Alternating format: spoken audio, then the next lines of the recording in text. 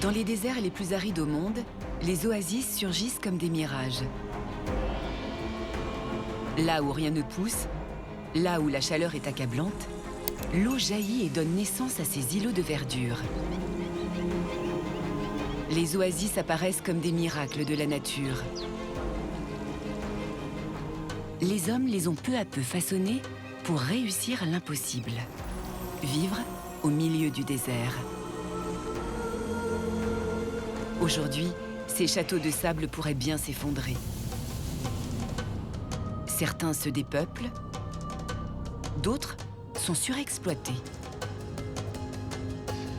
Alors que notre monde ne cesse de se réchauffer, les oasis pourraient nous inspirer. Comment les hommes et les femmes de ces petits paradis réussissent-ils à vivre dans ces conditions extrêmes ?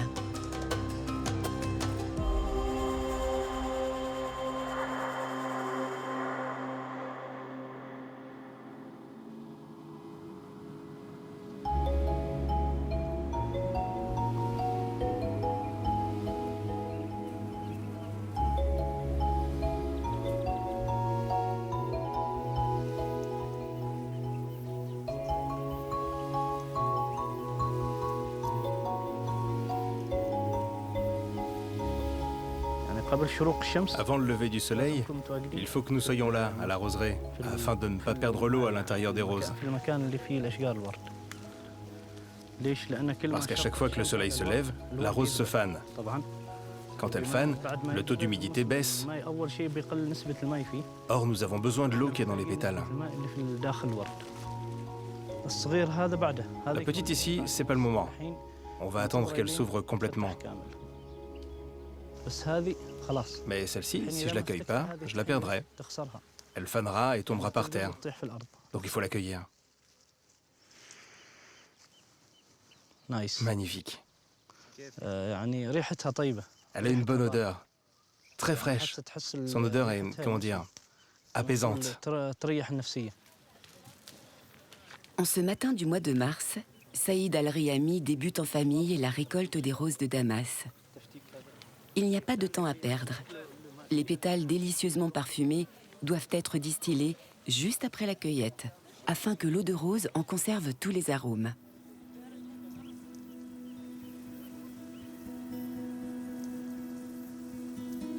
La roseraie de Saïd est suspendue au sommet des montagnes omanaises. La région appelée Djebel Akdar, la montagne verte en arabe, tient son nom de ces nombreuses oasis qui surgissent au milieu d'un décor aride. Presque irréels, ces îlots de verdure se déclinent en de nombreux villages traditionnels disséminés le long des falaises.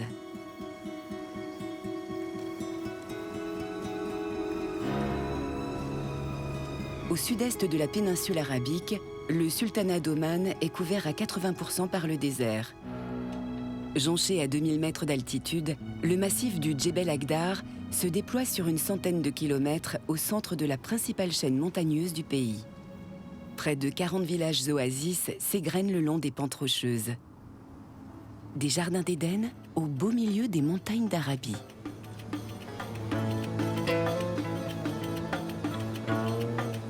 Au Djebel Akdar, les montagnes abruptes et les canyons vertigineux se dessinent à perte de vue. Dans ces paysages où l'aridité règne en maître, des hommes sont parvenus à réaliser l'impossible. Faire surgir des jardins d'abondance au détour des flancs rocheux. L'eau, si rare dans la région, trouve sa source dans les entrailles des montagnes. Depuis des siècles, des fermiers ingénieux ont su capter la précieuse ressource pour cultiver la terre. Des scientifiques passionnés tentent aujourd'hui de percer les secrets de longévité de ces oasis luxuriantes. Autrefois isolée, la région connaît depuis quelques décennies une vague de modernisation. L'urbanisation croissante bouleverse le mode de vie immuable de ses habitants. Mais de nombreux villageois s'évertuent à entretenir les terres façonnées par leurs ancêtres. Bien décidés à préserver leur trésor végétal.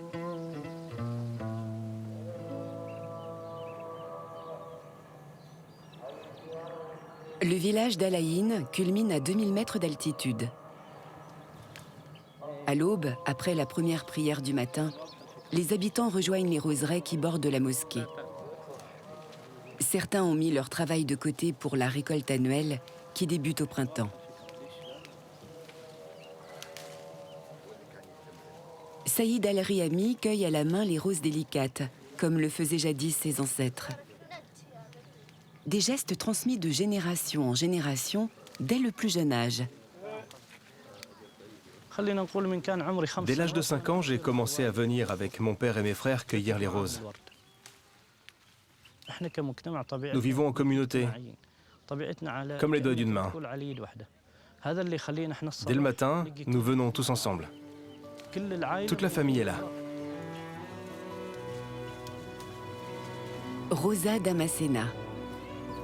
C'est le nom latin de la rose de Damas. Considérée comme la reine des roses, cette variété originaire de Syrie est l'une des plus anciennes au monde. Celles qui éclosent au sommet du Djebel Akdar sont réputées à travers tout le Moyen-Orient pour l'exceptionnelle qualité de leur parfum. La récolte de ces fleurs fragiles n'a lieu qu'une fois dans l'année.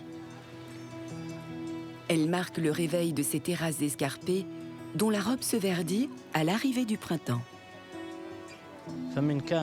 C'est ainsi que le Djebel Akdar passe par la sécheresse avant de se transformer en paradis.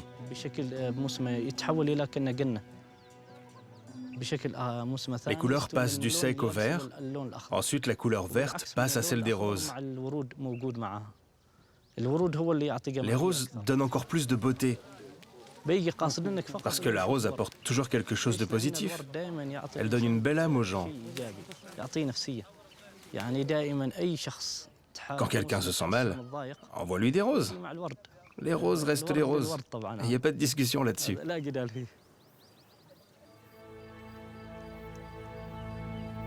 Les rosiers du village côtoient également des grenadiers, des amandiers ou encore des pêchers aux fruits particulièrement savoureux.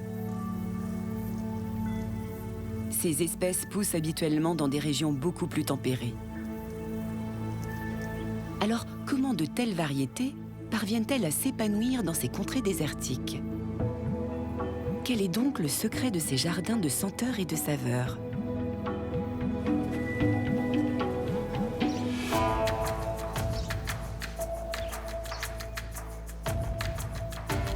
Andreas Burkert étudie les oasis omanaises depuis une vingtaine d'années. Ce botaniste allemand a installé des stations climatiques au milieu des rosiers.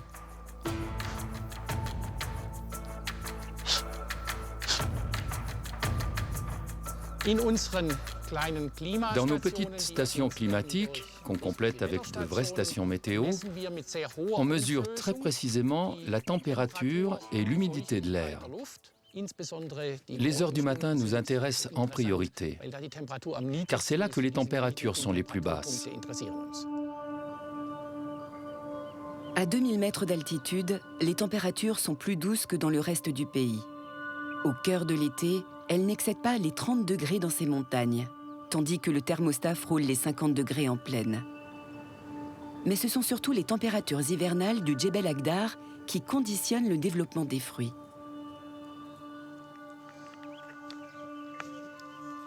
À chaque printemps, Andreas Burkert relève les mesures enregistrées par ses instruments au cours des mois précédents. La grande diversité en arbres fruitiers, y compris ceux issus des régions tempérées, vient essentiellement du fait que nous sommes en altitude, à 2000 mètres, et que nous avons des températures très fraîches pour cette latitude, surtout en hiver.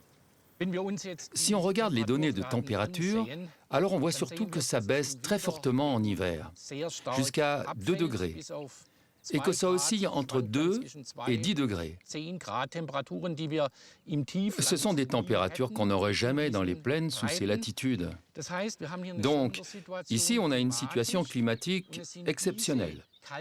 Et ce sont ces périodes froides qui, en s'accumulant, déclenchent une réaction au froid qui mène à la floraison et au développement des fruits. Grâce au microclimat offert par ces altitudes vertigineuses, les habitants du village d'Al-Ain parviennent à cultiver des espèces qui poussent habituellement dans le pourtour méditerranéen. À plus basse altitude, les oasis du Djebel Akdar hébergent quant à elles des plantations plus résistantes à la chaleur, comme des palmiers dattiers. Mais au milieu de ce décor rocheux, ces mosaïques de culture n'auraient jamais pu prendre racine sans un élément vital.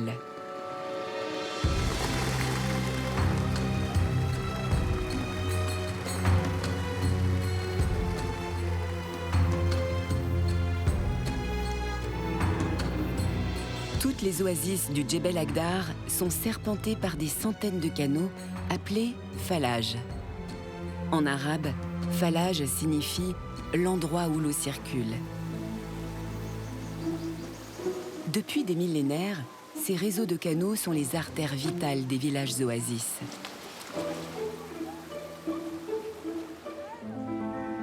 À Birkat al-Mouz, le falage fait office de piscine pour les enfants.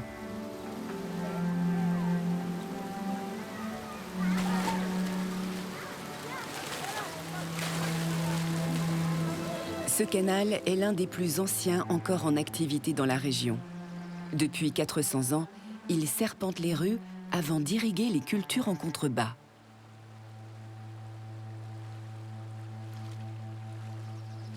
Ce falage passe au milieu du quartier, au centre de l'ancien village. Voici la maison de mon grand-père, et là c'est celle de mon autre grand-père. On passait toujours par le falage. On nageait, on se lavait, et on faisait nos ablutions ici. Kamis al-Lugeshi est le wakil du village, autrement dit, le gardien de l'eau. Le wakil a de nombreuses fonctions et responsabilités. Chaque falage possède un wakil. Il supervise la répartition de l'eau, les services, l'entretien et la collecte des revenus du falage.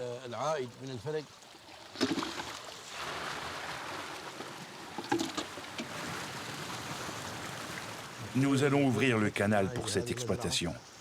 Son propriétaire a droit à 1 heure d'irrigation. Chaque personne a une durée déterminée d'eau. Il y a des gens qui ont une demi-heure, d'autres 10 minutes, d'autres 2 heures. Ça dépend de la dimension de la parcelle et de la superficie de l'exploitation à irriguer. Le quotidien des fermiers de Birkat al-Mouz est rythmé par l'ouverture du falage.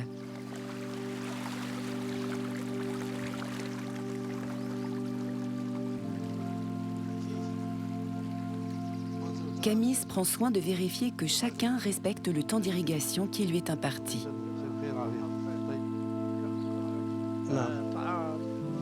L'irrigation, c'est la richesse d'Oman. Comme des générations de wakils avant lui, il veille sur cette eau précieuse.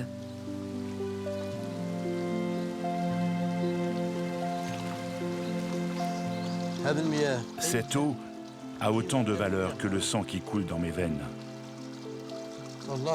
Je suis heureux et fier d'être responsable de cette eau, de ce falage, de cet héritage ancestral. Le précédent wakil me l'a transmis en bon état et je veux le transmettre aux générations futures dans les meilleures conditions possibles.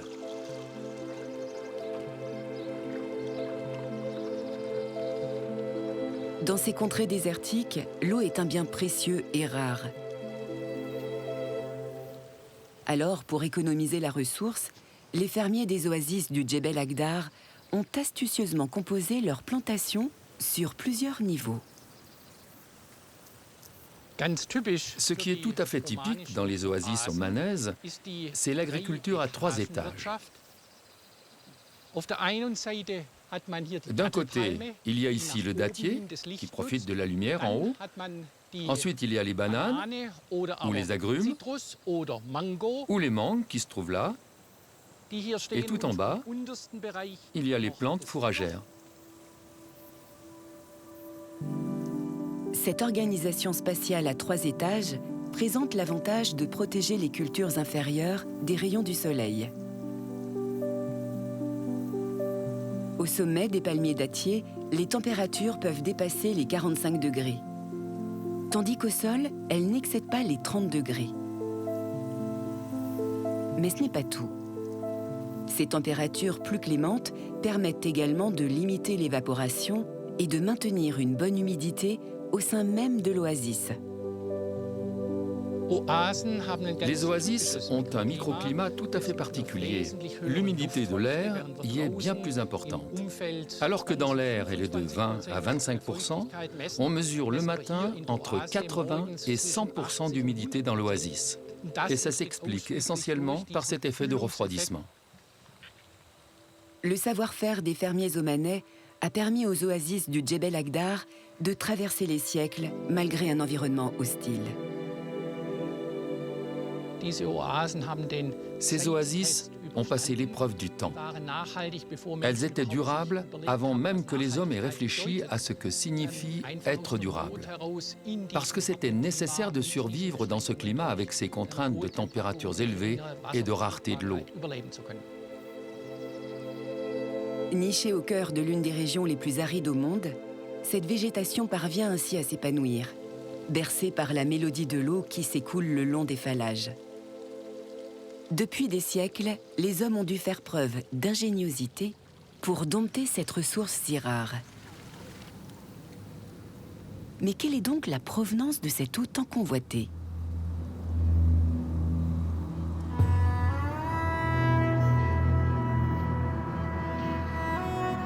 En surface, la robe des montagnes est dominée par la sécheresse. Il n'y pleut que quelques jours par an. Pourtant, le ventre des massifs omanais cache un trésor vieux de plusieurs millénaires. Entre 30 000 et 6 000 ans avant notre ère, le climat d'Oman était légèrement plus humide qu'aujourd'hui. Les pluies se déversaient sur les flancs des montagnes et s'infiltraient dans les fractures du sol jusqu'à rencontrer des roches imperméables.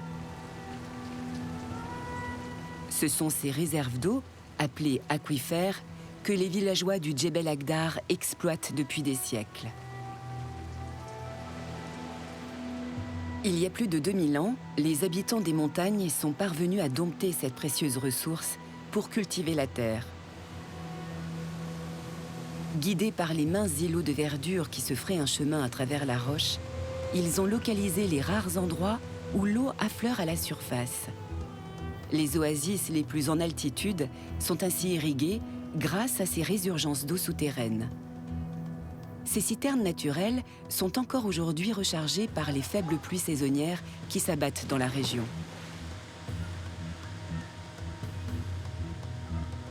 Mais au pied des montagnes, comme à Birkat al-Mouz, les fermiers ont dû trouver d'autres solutions pour acheminer l'eau sur de plus grandes distances.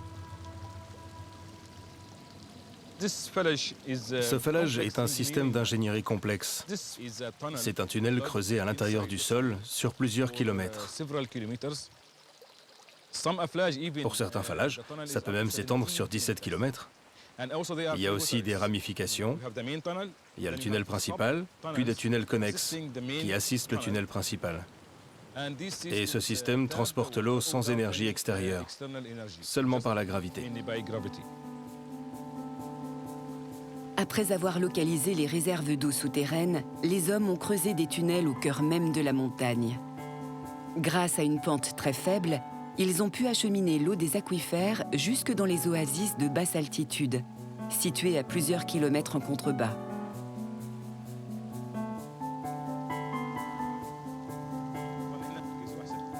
À Birkat al-Mouz, la qualité et la disponibilité de l'eau sont étroitement surveillées. Abdullah Al-Ghafri dirige l'unité de recherche sur les phallages de l'université de Nizwa. À travers tout le pays, son équipe documente l'état et le débit de ses canaux. C'est important de mesurer le débit parce que nous pouvons évaluer la quantité d'eau disponible et la diminution de l'eau dans le temps. Habituellement, ce phallage ne s'assèche jamais. Jusqu'ici en tout cas, et j'espère que ça va continuer comme ça. Les phallages ne sont pas seulement importants en tant que système hydraulique ou agricole. Ils font partie de notre patrimoine, de notre culture, de notre histoire. Ce système, de mon point de vue, c'est une identité, notre identité.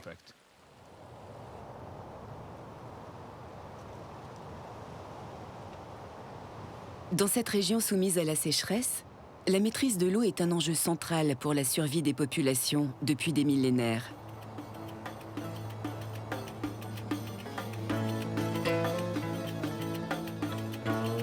À une centaine de kilomètres au sud du Djebel Akdar, une vaste plaine abrite les plus anciennes traces d'oasis.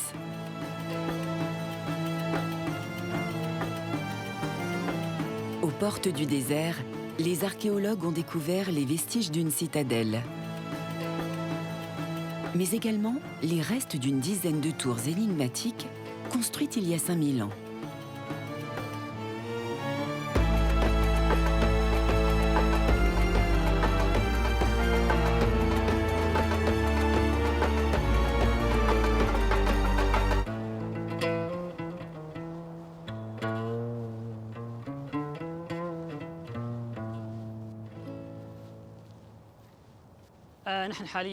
Nous sommes actuellement au centre de cette tour qui date de 3000 ans avant notre ère. Comme les autres tours de cette époque, elle est construite avec des grands blocs de pierre. Et vous pouvez le voir tout autour, elle fait 2,5 mètres d'épaisseur. Et elle s'étend sur environ 35 mètres de diamètre. Ahmed Al-Tamaimi est archéologue et responsable du site.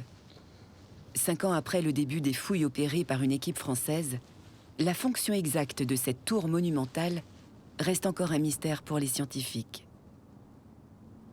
Mais à côté des fondations, les équipes ont trouvé des traces qui laissent à penser que l'édifice avait un lien étroit avec la gestion de l'eau.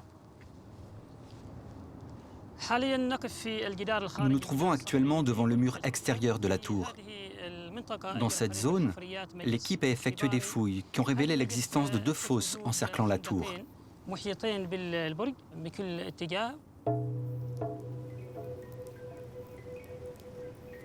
Cette tour était autrefois ceinturée de 2 fosses remplies d'eau.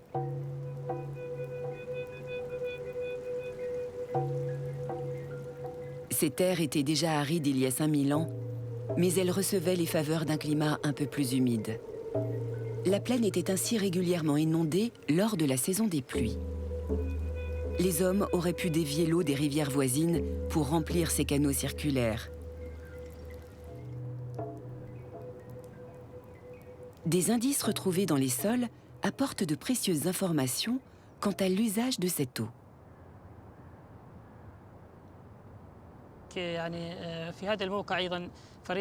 Sur ce site, l'équipe de fouilles a aussi découvert des semences et des graines de blé. Ça indique une activité agricole organisée dans cette zone qui était la colonne vertébrale économique de la région. La maîtrise de l'eau et son exploitation vont de pair avec la construction de ces édifices.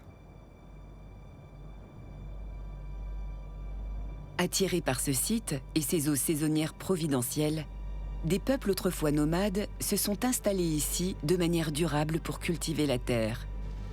Grâce à leur maîtrise de l'eau, ils ont donné naissance aux toutes premières oasis de la péninsule omanaise.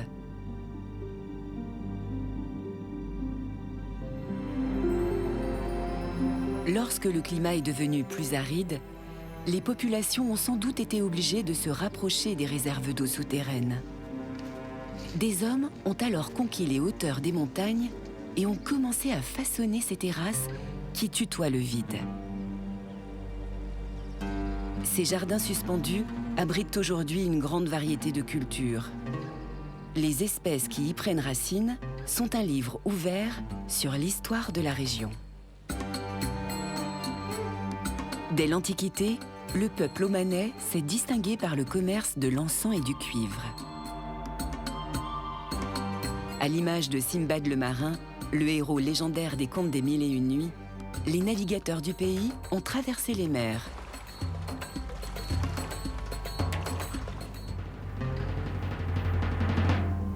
De leur voyage, les marins ont rapporté de nombreuses variétés de plantes. Puis, ils les ont essaimées au fil des siècles dans les oasis du pays. Si on fait attention, en se promenant dans ces oasis, on voit à quel point c'est un trésor pour l'humanité. On voit des espèces de plantes qui sont rarement réunies comme ça. Mais on voit surtout des variétés qu'on trouve peu, voire plus du tout dans le monde.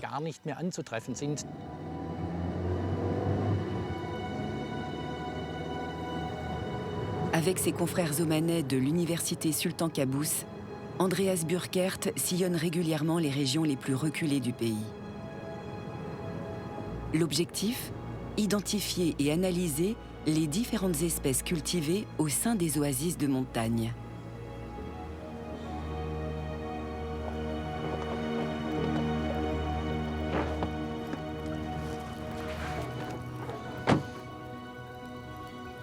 À 300 km au sud du Djebel Akdar, dans le petit village d'Oum Kbir, le botaniste a ainsi découvert des cultures uniques au monde. Introduites il y a parfois plusieurs millénaires, ces espèces ont été conservées par les agriculteurs sur ces terrasses isolées. Nous avons découvert une variété de bananes tout à fait unique, qui a attiré l'attention à l'échelle mondiale, car elle possède un mécanisme de défense particulier contre les maladies. Grâce à des molécules secondaires, elle se protège très efficacement contre les insectes, mais aussi contre les champignons nuisibles. À l'image de ces bananes particulièrement robustes, les botanistes ont identifié dans les oasis de montagne des variétés de plantes qui n'existent nulle part ailleurs.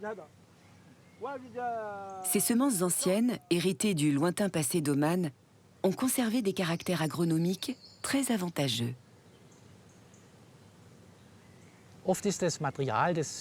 Souvent, ce matériau apporté il y a des siècles dans les oasis s'y est maintenu. Et il ne s'est pas éteint, comme c'est le cas ailleurs. Il n'a pas été dénaturé. Au contraire, ici, nous avons encore des variétés de plantes que nous pourrons utiliser à l'avenir dans les cultures. Par exemple, pour viser certaines qualités, comme la résistance à la sécheresse ou aux maladies. Tandis que les plantations des plaines sont dominées par des cultures modernes et peu diversifiées, les oasis du Djebel Akdar présentent quant à elles une exceptionnelle biodiversité. Des cultures pour nourrir les hommes, mais également des céréales et des fourrages pour les bêtes.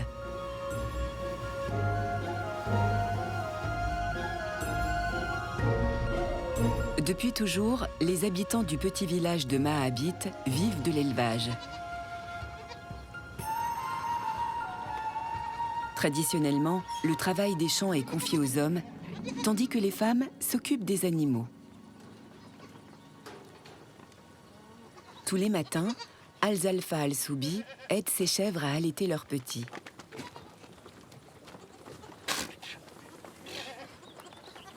Certaines mères ont en effet besoin d'un peu d'aide pour nourrir leur progéniture.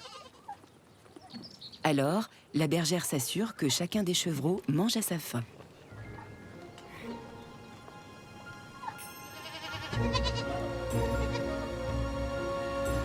Après la tétée, elle emmène les adultes paître dans les montagnes.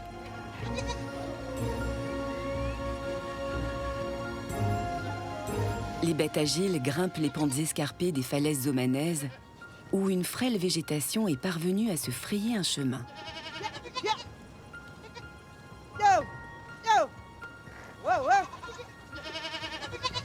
Des arbustes et des buissons qui suffisent à les sustenter une grande partie de l'année. Ce buisson-là, c'est du suède. Là, c'est tout sec. Mais quand c'est vert, c'est très bon pour les chèvres. On appelle ça du herbeb. Cette plante produit des fruits qu'on vend sur le marché. Les bêtes les mangent avec ou sans les fleurs. C'est bon pour leur organisme et aussi pour leurs muscles. Et ça sent bon.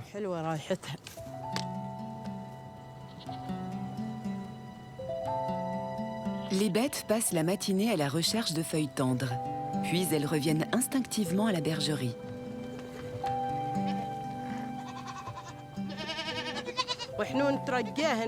Nous surveillons bien si elles reviennent ou pas. Si aucune ne manque ou ne s'est perdue. Elle me manquerait terriblement. Je les aime tous énormément. Celui-ci s'appelle Akfouf. Et lui, c'est Ixaelo. Il est triste parce que sa mère ne l'allaite pas. Et celle-ci s'appelle Ilwa. Ça veut dire doux, joli.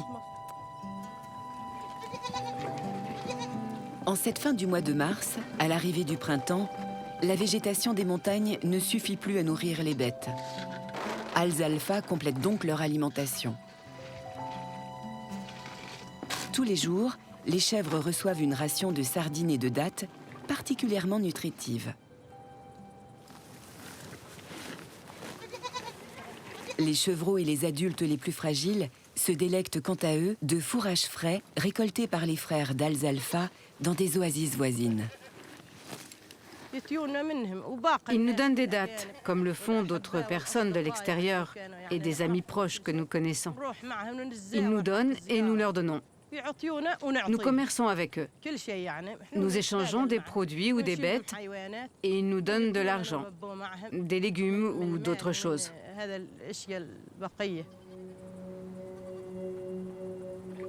Dans le Djebel Akdar, fermiers et éleveurs coopèrent depuis des temps immémoriaux. Et la viande, ainsi que le fourrage, ne sont pas les seuls produits en jeu dans ces échanges. Une autre denrée plus inattendue est tout aussi convoitée.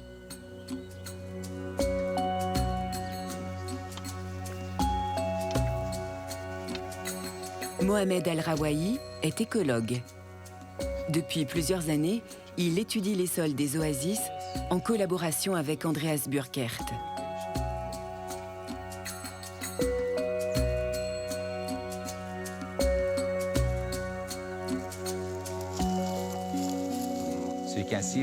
Donc tu peux voir qu'il y a du fumier de moutons et de chèvres. Oui. Mais dans l'autre champ, on trouve aussi du fumier de vache. Ça dépend de l'endroit où ils s'approvisionnent. S'ils le reçoivent des montagnards Ou d'ici. ou d'ici. On peut voir comment le sol est fertile, rien qu'à sa couleur. On peut aussi voir la quantité de fumier utilisé, surtout dans ce village. Ils utilisent beaucoup de fumier, ce qui augmente la teneur en carbone organique du sol. Le carbone est très important pour la faune microscopique, comme les vers ou les micro-organismes, afin qu'ils puissent faire leur travail de minéralisation de la matière organique et que les plantes puissent s'en nourrir. Au Djebel Akdar, rien ne se perd. Issus des élevages voisins, les excréments riches en nutriments font office d'engrais naturels pour les plantations. Les gens ici sont davantage dans l'agriculture, alors que ceux qui sont plus haut dans les montagnes sont des éleveurs de chèvres et de moutons. Les uns fournissent de la nourriture, les autres procurent de la viande et du fumier. Grâce à ce système d'échange et ce circuit court entre ces deux groupes, cette oasis a survécu et traversé toutes ces conditions difficiles. Au sein de ces contrées isolées et désertiques, ces échanges entre agriculteurs et bergers ont permis aux oasis de conserver des terres saines et fertiles.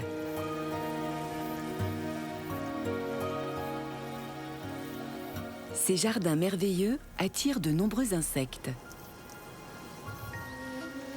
Et les rigoles des phallages sont autant de refuges providentiels pour les reptiles et les amphibiens. Toute cette faune sauvage a su tirer profit de ces écosystèmes façonnés par l'homme. Mais elle n'est pas la seule. Les terrasses des oasis hébergent aussi de nombreuses plantes sauvages.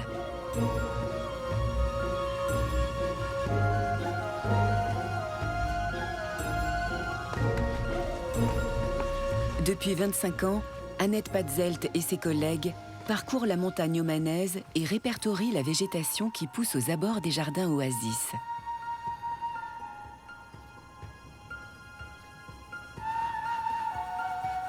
La flore sauvage du Djebel Akdar est l'une des plus variées d'Oman. Des espèces opportunistes qui parviennent à se frayer un chemin au pied des plantations. En plus des plantes cultivées, on trouve aussi une quantité étonnante d'herbes sauvages, surtout dans la strate herbacée sous les arbustes et les arbres de culture. Il fait humide, il y a de l'ombre, il y a plus d'eau. Dans le désert, ce ne serait pas possible. On n'y trouve pas ces plantes.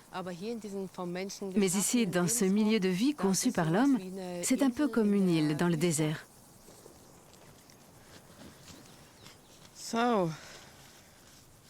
Regardons les murs et voyons ce qu'on peut trouver.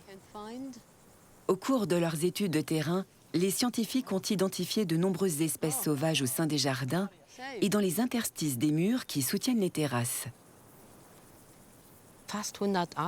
On trouve presque une centaine d'espèces, donc vraiment une grande variété de plantes. Et c'est parce que pendant des siècles, on n'a utilisé aucun pesticide, aucun produit chimique. Au contraire, c'était une façon très normale, très traditionnelle de cultiver ces terrasses. Et ici, en altitude, on trouve une certaine quantité de plantes, comme par exemple ici la Véronique luisante. Elle a de jolies fleurs bleues. Mais là, on est un peu tard dans l'année pour les fleurs. On voit déjà les fruits. Et ça, c'est une plante qu'on ne trouve qu'ici, au nord d'Oman, dans ces oasis. Saïf Al-Atmi et Abdulrahman Al-Inaï travaillent pour le jardin botanique d'Oman. Ces ethnobotanistes ont répertorié près d'une trentaine de plantes médicinales utilisées par les habitants pour traiter les maux de ventre, la fièvre ou encore des affections dermatologiques. Certaines de ces herbes sont également employées pour soigner les animaux. Cette plante fait partie de la famille des Solanacées. On l'appelle la Datura stramonium. C'est le nom scientifique. Le nom commun, c'est trompe du diable, en lien avec la forme de la fleur. Pourquoi diable? Parce qu'elle provoque des hallucinations. Elle est utilisée pour le traitement des animaux. Par exemple, quand les gens voient que leurs animaux refusent de manger et qu'ils perdent du poids, alors ils utilisent le fruit quand il est sec. Ça améliore leur appétit et ils se mettent à manger plus.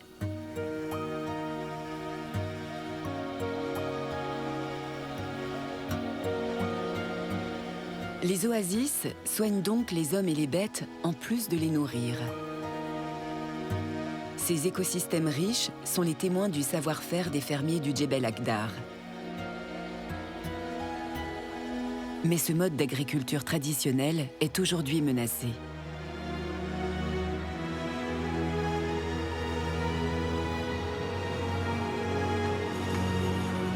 Dans les années 1980, le pays a entamé une profonde phase de modernisation, impulsée par l'arrivée au pouvoir du sultan Qaboos. Avec l'argent du pétrole et du gaz, le souverain a fait construire des routes, des hôpitaux et des écoles à travers tout le sultanat.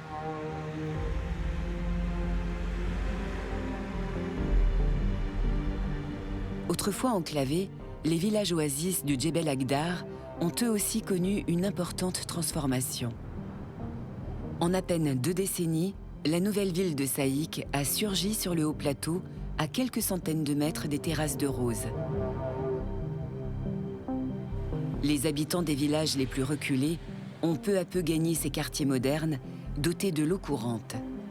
Un mode de vie certes plus confortable, mais surtout plus gourmand en eau.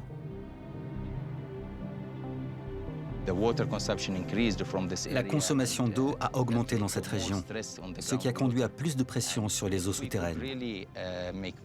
Si nous pouvions réellement rationaliser la consommation d'eau dans la zone urbaine, la réduire et rediriger cette eau vers l'oasis, cela permettrait de garder cette oasis vivante et plus pérenne pour l'avenir.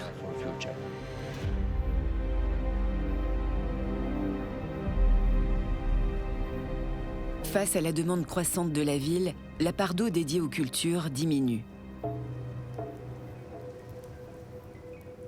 Au-delà de la tension sur l'eau, cette vague d'urbanisation a d'autres répercussions. Les villages les plus isolés sont abandonnés et leurs terrasses délaissées.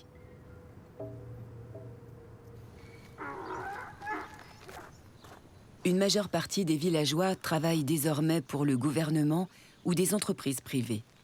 Mais certains continuent d'entretenir leurs terres, car cela constitue des revenus non négligeables.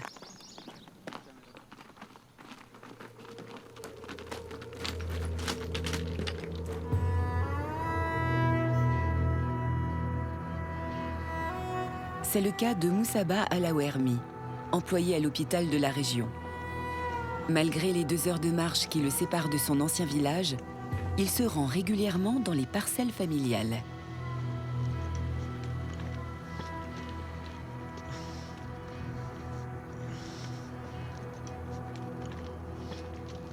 Dès qu'il le peut, il emmène son fils, Mountir.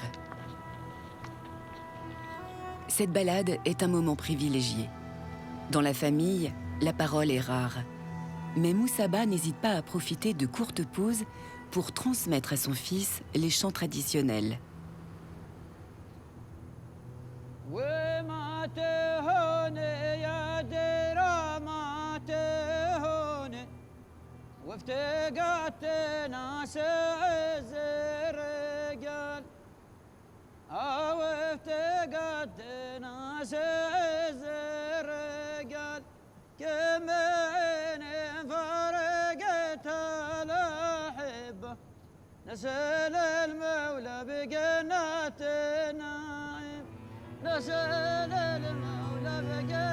Au milieu de ce décor dépourvu de toute végétation, l'oasis apparaît enfin au détour d'un canyon.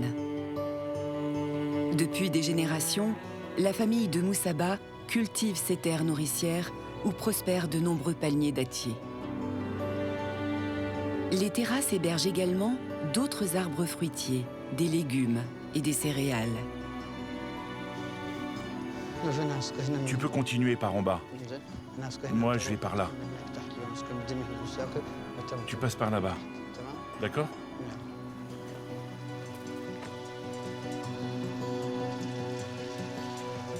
Lorsqu'il arrive sur ces cultures, Moussaba commence par ouvrir le falage.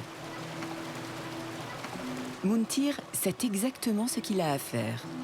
Tout comme ses frères avant lui, il reproduit les gestes transmis par son père. Ils doivent apprendre la technique, comment leur père plante, irrigue, récolte, comment s'y prendre avec chaque arbre, comment prendre soin du palmier, du citronnier et du manguier. Ce sont eux qui transmettront le métier. J'espère de tout cœur qu'ils ne l'abandonneront pas après moi.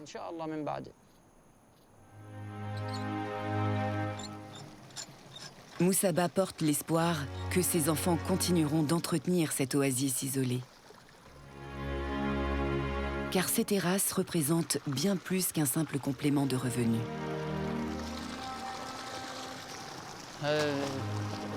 Cette terre est tellement précieuse qu'elle n'a pas de prix. Parce que nos aïeux ont beaucoup travaillé pour la cultiver. Avant, tout ça n'existait pas. C'est donc un devoir d'entretenir cette terre.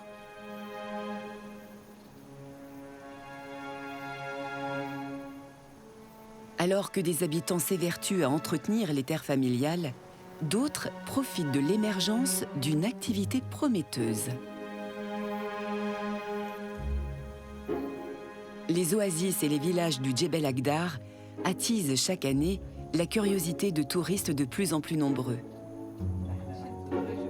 Conscients du trésor que leur ont légué leurs ancêtres, des Omanais reprennent en main le destin de leur village. À l'ouest du Djebel Akdar, les vieilles maisons de Misfa al-Abrine sont nichées au cœur même d'une oasis verdoyante. Ici, les habitants n'ont jamais cessé de cultiver la terre. Certains ont néanmoins préféré quitter leurs habitations traditionnelles pour des logements plus modernes situés en périphérie.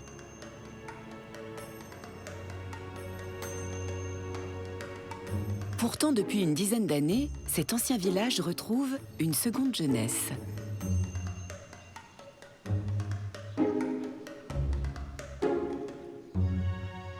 L'oncle de Yacoub Alabri a été le premier à transformer la maison familiale en auberge touristique.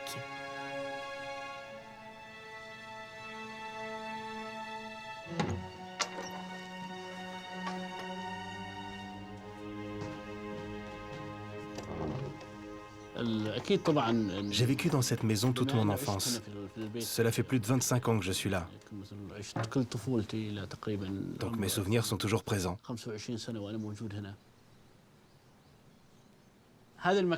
Ce bel endroit que les gens du monde entier viennent visiter est un magnifique espace naturel.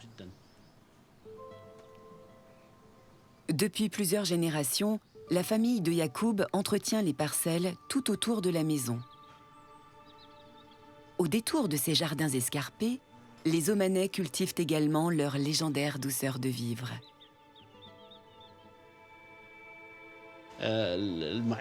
L'expérience de la vie traditionnelle omanaise, c'est ce en quoi nous croyons.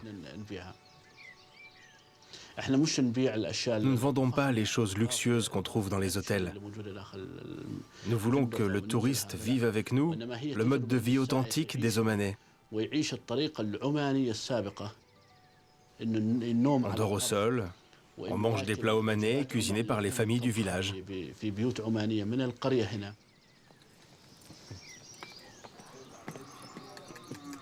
Comme à Misfa al-Abrîn, certains villages du Djebel Akdar entament peu à peu leur renaissance grâce au tourisme.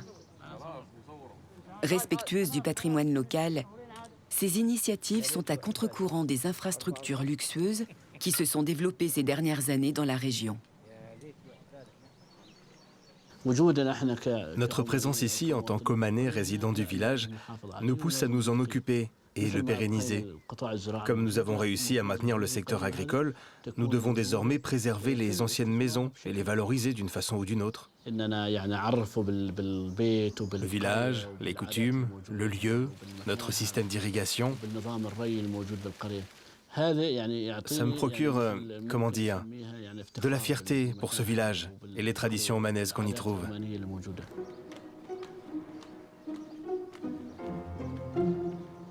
La fierté qu'éprouve Yacoub à l'égard de son village est partagée par de nombreux paysans du Djebel Akdar. Ces fermiers poursuivent sans relâche la culture des terrasses bâties jadis par leurs aïeux.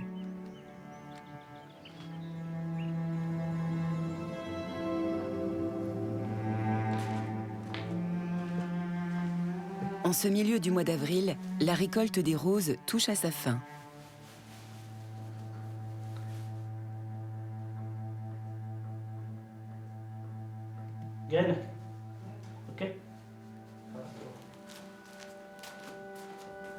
Le neveu de Saïd distille les derniers pétales de la saison.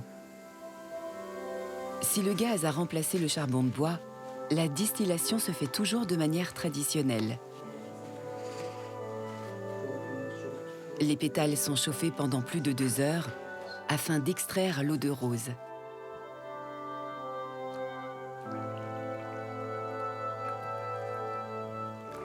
Le précieux élixir des montagnes ornera bientôt les étals de tout le pays.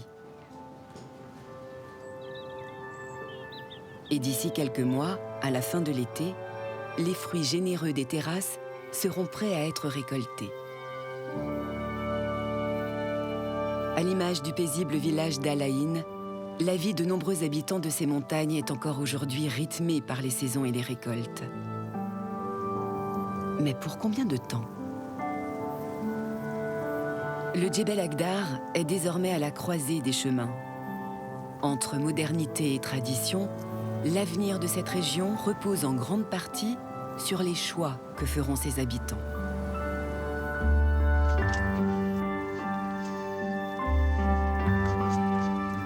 Plus que jamais conscients du trésor dont ils ont hérité, nombreux sont ceux qui souhaitent préserver leur village et les terrasses généreuses qui les entourent. Profondément attachés à leurs racines, ils gardent en mémoire que ces jardins ont permis à leurs ancêtres de survivre dans un environnement extrême. Grâce à l'ingéniosité des hommes, ces oasis ont pu éclore dans une des régions les plus arides au monde et se maintenir à travers les siècles. Dans un monde qui se réchauffe, le savoir-faire ancestral des fermiers du Djebel Akdar pourrait être un modèle d'inspiration pour restaurer des modes de culture plus durables.